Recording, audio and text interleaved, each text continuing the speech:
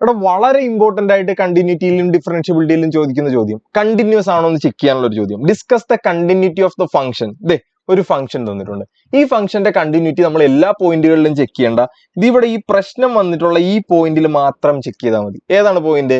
X less than or equal to 3 അല്ലെങ്കിൽ X greater than 3. ആ 3 എന്ന് പറയുന്ന പോയിന്റിൽ മാത്രം ചെക്ക് ചെയ്താൽ മതി. അതായത് അപ്പോൾ നമ്മൾ ചെക്ക് ചെയ്യാൻ പോകുന്നത് എക്സ് ഈക്വൽ ടു 3 എന്ന് പറയുന്ന പോയിന്റിലാണ്. അതിനുവേണ്ടി നമ്പർ ലൈൻ വരച്ച് ആ 3 എന്ന് പറയുന്ന പോയിന്റ് മാർക്ക് ചെയ്യും. 3യുടെ ലെഫ്റ്റ് സൈഡിൽ x less than or equal to 3 എന്ന് പറയുന്നത് കാരണം ലെഫ്റ്റ് സൈഡിൽ എന്താണ്? 3x + 1 ആണ്.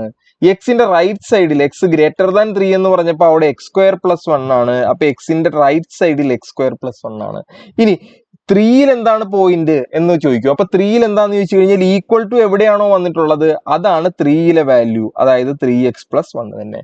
ഇത്രയും എഴുതി കഴിഞ്ഞാൽ 3 എന്ന് പറയുന്ന പോയിന്റിന്റെ ലെഫ്റ്റ് ഹാൻഡ് ലിമിറ്റ് കണ്ടുപിടിക്കണം, റൈറ്റ് ഹാൻഡ് ലിമിറ്റ് കണ്ടുപിടിക്കണം, ആ ഫംഗ്ഷൻ f(3) എന്ന് പറയുന്ന പോയിന്റിൽ കണ്ടുപിടിക്കണം.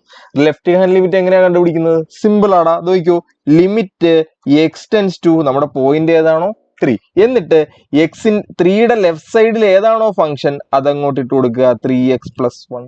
ഇനി എന്ത് ചെയ്യുക? എക്സിന് പകരം 3 ഇട്ട് കൊടുക്കുക. അപ്പൊ എന്ത് വന്നു? 3 × 3 × 3, എക്സിന് പകരം 3 × 1. അപ്പൊ 3 × 3 9 + 1. ആൻസർ എത്ര വന്നടാ? 10. ഇത്രേ ഉള്ളൂ. അടുത്ത റൈറ്റ് ഹാൻഡ് ലിമിറ്റ് എങ്ങനെ കണ്ടുപിടിക്കും? ഇതുപോലെ തന്നെ ലിമിറ്റ് എക്സ് ടെൻസ് ടു 3. 3യുടെ റൈറ്റ് സൈഡിൽ എന്താണെന്ന് നോക്കുക, x² + 1. ആ x² + 1 ഇട്ട് കൊടുക്കുക. അതെങ്ങനെ കണ്ടുപിടിക്കും? എക്സിന് പകരം 3. അപ്പൊ എന്ത് വരും? 3² + 1.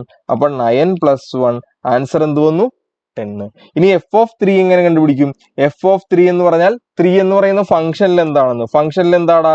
3x + 1 അല്ലേ? ഇതേ കിടക്കുന്നു 3x + 1. ഇനി 3ക്ക് പകരം എന്തിട്ട് കൊടുക്കുക? എക്സിന് പകരം 3 ഇട്ട് കൊടുക്കുക. അപ്പൊ 3 × 3 + 1 9 + 1. ആൻസർ എന്ത് കിട്ടിയടാ?